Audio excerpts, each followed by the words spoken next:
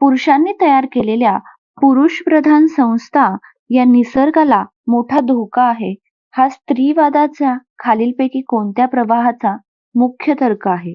Mail designed and male dominated institutions are the major threat to nature is the main argument of which among the following streams of feminism. आता हा question आपल्याला कुठून आलाय, तर feminism म्हणजे स्त्रीवाद या कन्सेप्ट मधून आलेला आहे. पुरुष प्रधान संस्थांनी स्त्रिया आणि निसर्ग या दोघांवरही नियंत्रण आणि शोषण केलंय.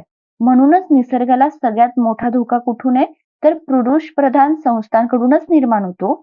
हा तर्क पर्यावरणवादी स्त्रीवादाचा मुख्य सिद्धांत आहे. औद्योगिक भांडवलशाही, सैन्यवादी संस्था, तंत्रज्ञानवादी सत्ता या पुरुषप्रधान संस्था काय करतात? निसर्गाचा विनाश करतात.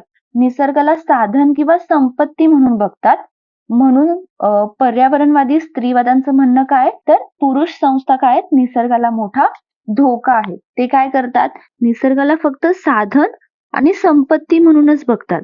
मग क्वेश्चन नंबर 8चा आन्सर काय? ऑप्शन नंबर डी, पर्यावरणीय स्त्रीवाद म्हणजेच काय? Eco feminism.